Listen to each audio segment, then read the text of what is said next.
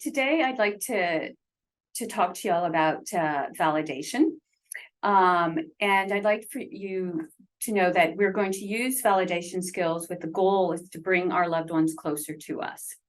So my name is Debbie Mullins, and I would just like to tell you a few things about myself as we get going through this presentation. I am originally from Louisiana, and the reason I want to bring that up is because I say y'all a lot, so you'll pick that up pretty quickly. And I moved to Canada because I married a Canadian. And as my husband likes to tell everyone, you know, he could only save one, so it was me. And I am a geriatric social worker, and I've been at the Royal since 1999. And I've been in geriatrics for the last, I think 20 of those years. But I've been in other places within the Royal. I've worked in forensics as well as addictions. So that's a bit about my background. And so I'm very happy to talk to you today about validation. And one reason I'm happy to present it is how meaningful it has been for me and how it has helped me in my relationships, not just with my family, but also with my colleagues and also as my work as a social worker. So sorry about that. I didn't. So what we're going to do, what I'd like to talk to you today about in our agenda is I'm really going to focus just on validation. Often validation lends itself to other topics like communication and boundaries and problem solving. And those are all really important, and validation can easily bleed into those topics, but we really just want to focus on validation. We're also going to talk about why is it hard to validate, because we all know, or we all have validated others in our lives, and we've all received validation. So we want to look at what makes it so difficult for us to validate. And then we're going to move into the different levels of validation, because validation is on a spectrum, and that we can validate by simply paying attention, and we can also validate by words and action. So we're going to talk about the 6 different levels we validate. I also have some really nice resources for you that if you appreciate what you hear, if you want to learn more, there are resources at the end of the presentation that you can follow up on that I think would really be helpful. All right. That's how I flip my page here. Okay, first of all, what is validation? So validation is the ability to see some truth in what another person is feeling. It is the ability to acknowledge that truth in a meaningful way. And we really want our validation to be meaningful. Oftentimes we can get stuck in this kind of cycle of trying to validate by using words like I understand. And while that is showing empathy, it is not validation. So we're going to talk a bit about how to avoid using that word, I understand. So I just want to point out that when we say I understand, it's an empathetic statement, but it's not necessarily a validating statement. And validation is the ability to acknowledge what is true in our loved ones' statements, goals, values, feelings, and accomplishments. And so that's what validation is. And so what do we validate? Because we don't validate everything, and we certainly don't want to validate things that are invalid. So we want to validate when we believe that there is something in the other person's experience that is valid. We want to validate feelings. We want to validate their desire to have something. You know, oftentimes our loved ones will say, oh, I really want to finish university. And you really want that for your loved one as well. And so our thoughts are, and sometimes we might even say, well, if that's what you want, this is what you have to do. And we go on to this laundry list of things you need to do to achieve your goal, which is not validation. right? Our loved ones know what they need to do. They're just expressing a desire. And so when we validate that, we can validate that by saying, I wish for you to have that too, or I can understand that desire to complete university. That's always been a goal of yours. These are very validating statements. And we can get to the problem solving later. Right now, we're just working on the validating statement. We validate their beliefs, opinions, thoughts, values, struggles, and accomplishments. We validate their contributions, no matter how small they may be. So if your loved one is struggling with the negative symptoms of schizophrenia and they take a shower one day, you can validate how difficult that must have been for them to take that shower. That is a really difficult thing for someone to do who is experiencing any negative symptoms around schizophrenia or depression. We see that a lot with the patients that we work with. When they can get out of bed and brush their teeth, they've had a good day. That's an accomplishment. I shouldn't say they've had a good day. They've accomplished something. So we want to acknowledge it and acknowledge how difficult that was for them to do and how much energy that took for them to do. So what makes this all so difficult? Because without a doubt, you have validated your loved ones. Without a doubt, you've used all of those.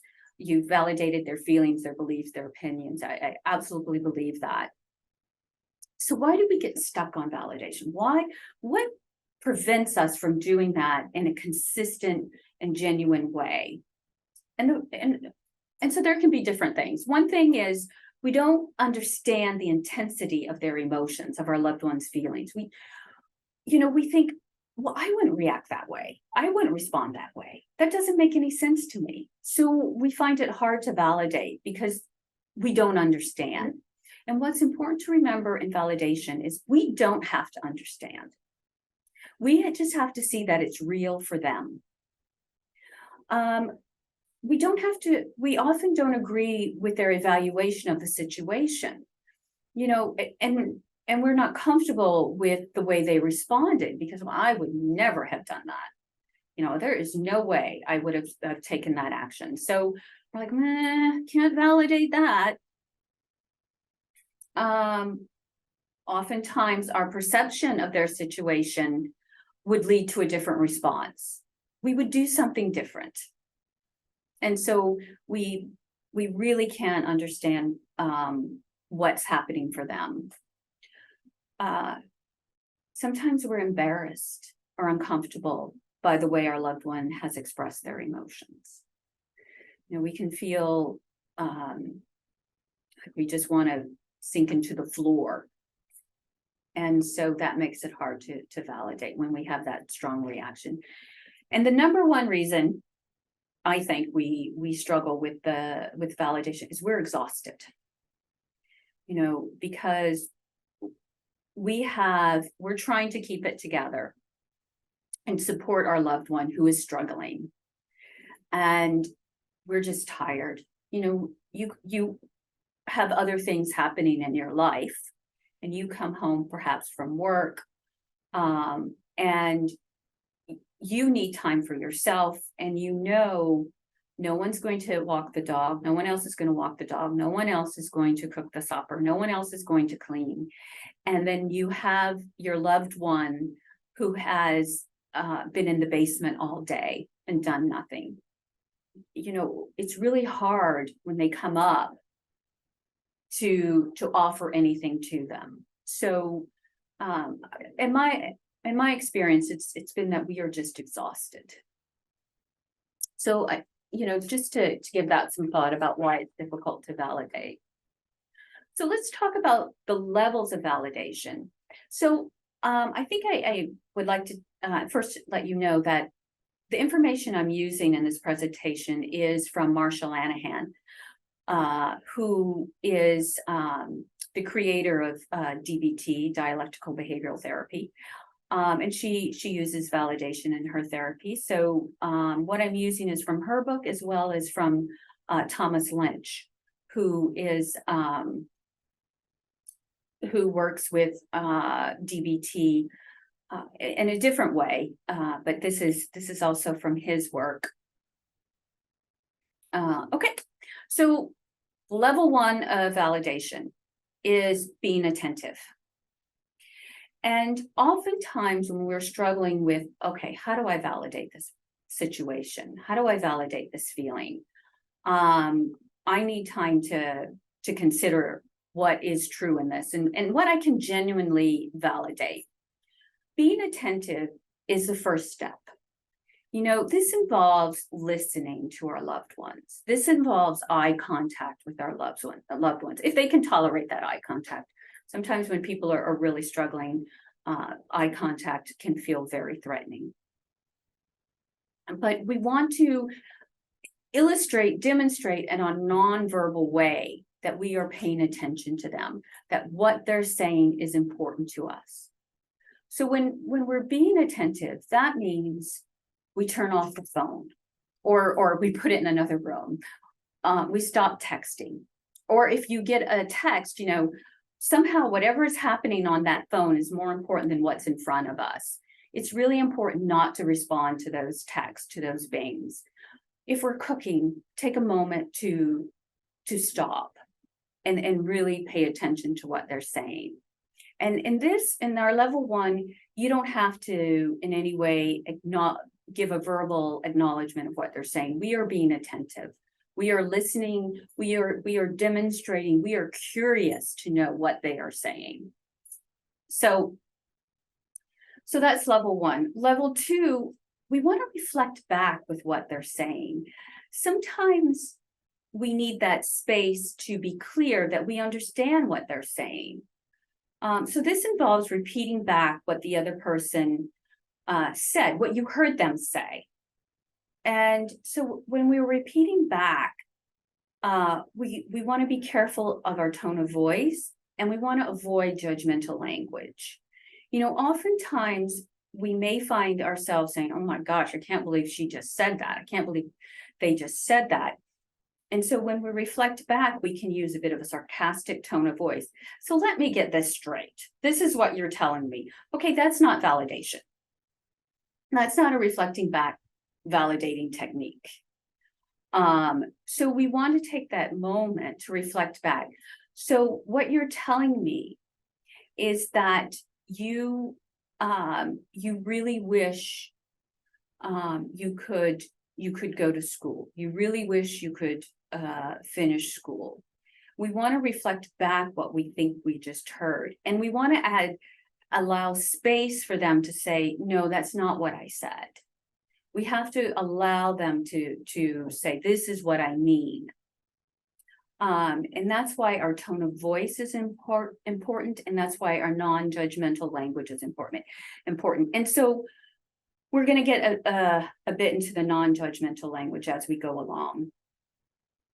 But just to give an idea is that we want to be careful of using words like, oh, that's, good, bad.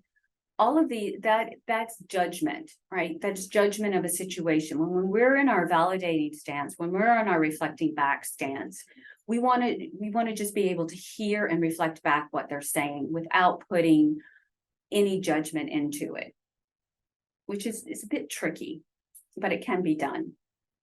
And empathetic, level 3 is kind of empathetic mind reading. So this involves the skill of articulating the unverbalized. So this is what I mean by that. So we use this whenever we feel our loved ones are disengaging from us, when they're withdrawing. So we would say things like, it appears to me that you're quite tired right now. Is that correct? It seems like you feel a bit tired. You know, we can read their body language and offer some empathy and validation.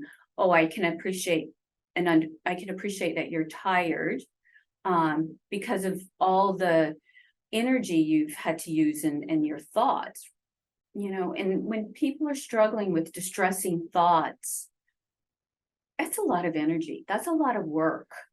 When people are having these worrisome, scary, anxiety-provoking thoughts, we want to acknowledge and be empathetic and say, okay, we can have this conversation another time. It appears to me that you're quite tired.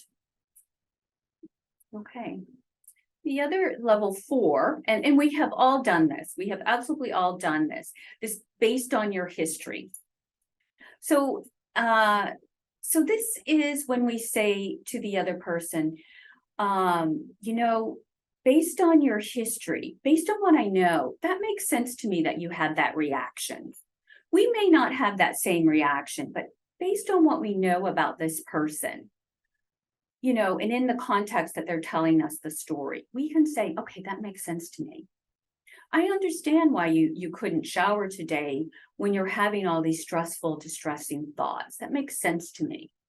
So we want to say, based on that history. And this is, so this person who is struggling to do the basics can feel validated that they are struggling, right? Because often what we see in our work, people who are experiencing mental health issues feel a lot of shame. They feel a lot of shame that they can't brush their teeth, or it takes so much energy to brush their teeth. They feel a lot of shame that they didn't achieve their goals. So when we can offer validation that what they're doing is work, and that it's hard and they're difficult, and we see their struggle, we see how hard they tried at this particular incident, in this particular moment, that can be very validating. And when we use judgmental language, whether we know it or not, we're often shaming them. I'm getting ahead of myself, so I'll back up a bit. We'll get to that in a bit. The level 5 is normalizing. So again, this is very similar to based on your history. It involves the skill of validation in terms of the present context of normative functioning. So, in this situation, in this present context, I get why you said that. I understand what. Stay away from I understand. I think what you. Sorry. Let me think about a good example for this. When we're in a present context of a situation, we want to be able to say, I get why you reacted the way you did. I get why you feel the way you did. That's a normal feeling to have. It's a normal feeling to have feelings of guilt or sadness that you couldn't shower or brush your teeth. Given the current situation, given the situation that you're struggling with all these distressing thoughts, I understand. Again, I keep using I understand, and that's a word I want to avoid using. The way you reacted, the way you feel, I get that it has been a struggle for you. And level 6, which is really important for our loved ones to be able to hear. This is the level where we convey the message, I believe in you. I believe in you. And this requires from us that we are we're radically accepting of them, and our validation is genuine. So this is the skill that involves us to recognize our loved ones as they are, and to see and respond to their strengths and capacities, while having an empathetic ear to their difficulties. This requires a lot of us because we grieve for our loved ones. We grieve that perhaps their goals and their dreams as they want them will not happen. And so this is our ability to say and recognize that while they didn't accomplish those goals and dreams, they are accomplishing others. There are other things that they have accomplished. And given their circumstances, their accomplishments are acknowledged, need to be acknowledged. So if you could imagine for a moment, someone who's constantly having distressing thoughts or hearing voices that tell them they're a loser, that they don't deserve to be here on earth, that this is what a lot of our loved ones are experiencing on an ongoing basis. And this impedes their ability to achieve these goals. And so it really requires us to recognize what they do and to validate each step that they do, to validate each area that they are able to achieve. You're able to brush your teeth today. You're able to read a book today. You know, it's really important that we accept that and recognize that as an accomplishment and worthy of our validation, and our recognizing that our loved one is doing the very best that they can. So these are all incredibly easy and difficult to do both at the same time. I would encourage everyone that if you're really struggling with what to say and what to do, that we just start with level 1. Just be attentive. Just listen and be curious to what our loved one is saying, and see what that brings us. So there are two types of validation, two forms of validation, rather. You have the cheerleading form of validation, and this communicates the belief in the loved one is doing the best that they can in the moment that they're in it with the information they have. Like, this is the, this is a, you go, you do you. And then there's functional, and this requires more of us than the cheerleading role. So this is, it can be, it is a form of nonverbal or behavioral validation that requires some action. So this is the example. If someone drops a 50-pound weight on their foot, they need more from you than just to say, oh, wow, that I see it really hurts, right? They may actually need your help in lifting that weight off their foot.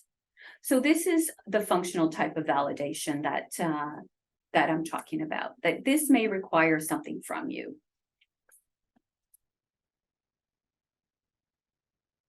Okay. So why is it so important to validate? And we want to recognize that when we validate, that this is not just placating our loved one. This is not, oftentimes I hear from our families, they get everything they want. Why do I have to validate these things? It makes no sense to me, so it's important to understand why we do this, why we think this is important. And if our goal is to bring our loved one closer to us, if this is our goal, then what we need to look at is we need to develop a more empathetic way of letting them know that we appreciate them and we accept them. So the other reason we validate is we want to de-escalate any intense situation that we're in. We want to de-escalate emotions. If you've ever been in a situation where you are feeling raw and you're angry and you are, really having a difficult time keeping your thoughts and feelings in, when someone makes any validating gesture to you, that can de-escalate the situation quickly. So one example I can give quickly is if you've ever been in line anywhere and you're waiting a long time, and suddenly somebody cuts in front of you in your line, it's amazing how we can feel this anger right away. And so, but when that person turns to us and apologizes, that immediately de-escalates us. And, you know, they may turn and apologize and say, I'm so sorry, I'm in such a hurry, and give us a reason why. Or, and that can still help, even though they're still in front of us. Or if they say, oh, I'm so sorry, I didn't see you there, and move to the back of the line, you know, that is very helpful in de-escalating us very quickly. And yeah, so we validate to decrease anger. You know, oftentimes when you know, if you think of if you have young children, and they come home and they're slamming the door and throwing their book bag, kicking their shoes off, wherever they may land, they land, and they huff and puff and, you know, growl at you just because you're standing there. You know, if we approach them and say, you don't treat me that way, what's going on with you? Why would you do that? Go to your room. You know, that doesn't, we're not in any way validating what may be happening for them. We're reacting to our emotion. So when we're able to say to that child, wow, you look really upset to me. Are you okay? We get an immediate de-escalation. Now we may get, oh, let me tell you what happened to me today, and blah, blah, blah, blah, blah. And, you know, like, you got to be prepared for that. But it de-escalates. It can de-escalate that anger. And you probably do this with maybe your partner in your life. Certainly your partner walks in the door and has a similar reaction. You know, we immediately don't say, okay, you need a timeout, you go to your room. No, we engage with them. We immediately say, what's going on? How can I help? So when we validate, we want to reduce that anger. Validation is fantastic for reducing shame. So what we need to know about shame is we often shame each other and shame ourselves without even recognizing it. And the way we do this, and we all do this, and we've all done this, so no need to be ashamed of it. What we often say to someone we love, you should be ashamed of yourself. Don't you feel shame for having done that? Shame on you. We do that to ourselves. We shame ourselves that very same way. And so what's really important is, as much as possible, we want to remove the word should when we are engaging with our loved ones and trying to validate. I've yet to meet one person who doesn't know what they should do. What, you know, it's very difficult, the difference between what they should do and what they're capable of doing. So when we speak to our loved ones, we really want to stay away from the word should, because that immediately brings on shame. So we also validate to help make, to not make the situation worse. We don't want to make the situation worse. Our validation may not make it better, but it's not going to make it worse. So we really don't want to make the situation worse, so we validate. I see you're really angry.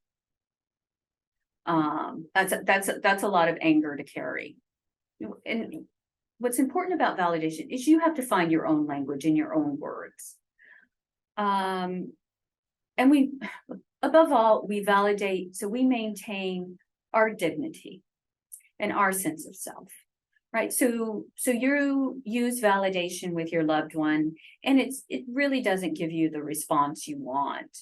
You know, your loved one is looking at you and like, okay, what course did you just go to? What lecture did you just attend? And they walk away from you when you try to use validation.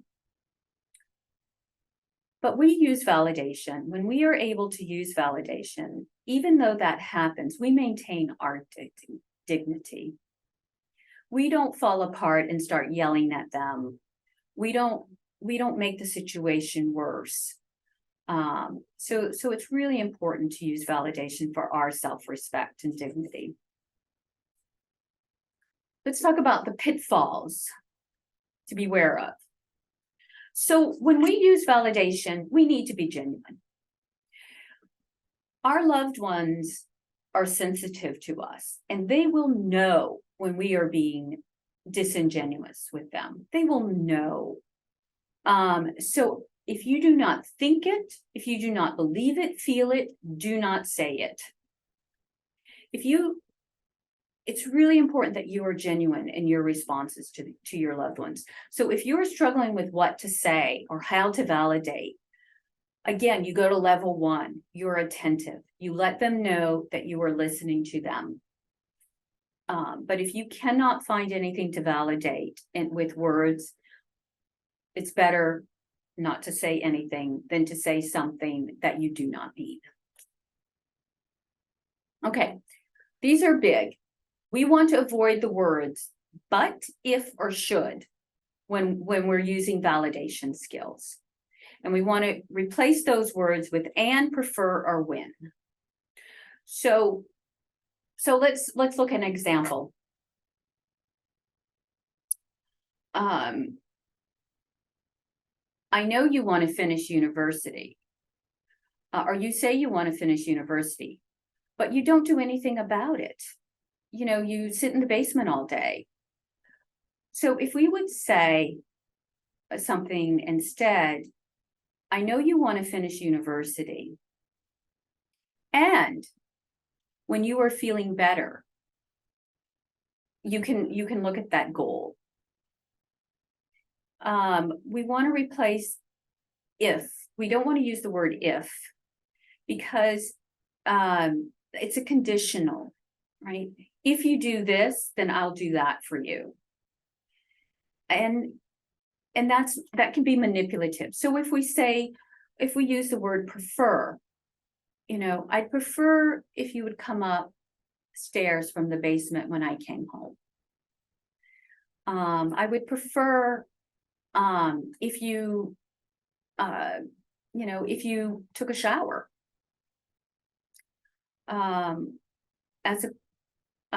we want to avoid the word should. I think I've spoken about should, but we really want to avoid the word should. You know, when you're feeling better, maybe you can shower. You know, when you're feeling better, you will shower. When you're feeling better, we can have a more lengthy conversation. So we really want to avoid the word but, if, or should. And I will absolutely tell you, if you take nothing else away from this conversation, this presentation, take that away. If you can avoid the words but, if, or should when you're trying to validate, you will go a long way. In order for validation to be an effective skill, it must be used often, even when it does not give you immediate results. So it's just the more you use it, the better you'll get at it, and and you will see some results come from it. It may not be immediate. It will be immediate for you, actually.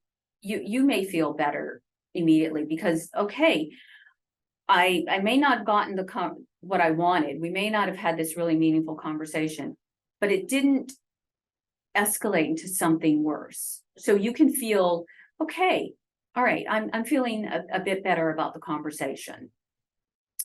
And absolutely we want to look out for statements of judgments, and those can be also using comparisons. You know, we can often get stuck in comparing our lives, our children's lives, our loved ones' lives, our partners' lives with other people in our lives, you know, our friends' children. If you have more than one child, you know, comparing one child to the other, we really, really want to back away from that. Okay. Keep in mind, validation is not necessarily agreeing. I know that a lot of people believe that if I validate, that means I agree with what they're saying, doing, and I don't agree with it. But validation is not that. Validation is not agreeing. Validation doesn't mean you like it. I don't like that my child isn't coming up from the basement and not showering. I don't like that. But I can still validate that it's a struggle for them. Validation is not problem solving. But before you can get to problem solving, you need to validate. And so what I mean by this is, your loved one is expressing, say, a desire to get their driver's license. And there have been reasons why that hasn't happened. And they tell you for the 15th time that they're going to go and get their driver's license. Immediately we're okay, yeah, let's go get it. And so this is what you need. Do you know where you're going? Have you read the booklet? Do you have an appointment? Do you know if you need an appointment? We go right into the problem solving. And when people are sensitive, they can get defensive around that. So first we validate their desire. Oh, you want to get your driver's license. I know you've wanted to get that for a long time. Okay, let's talk about how we can do this. It's a little bit easier to get into problem solving. Above all, invalidation hurts.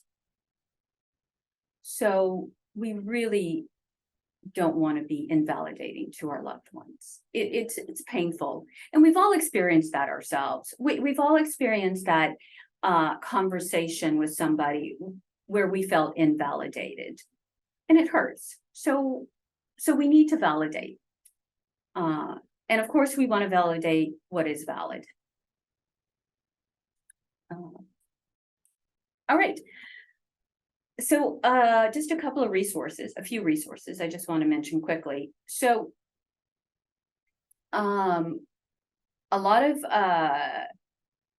we see a lot of people who in addition to having mental illness, in addition to having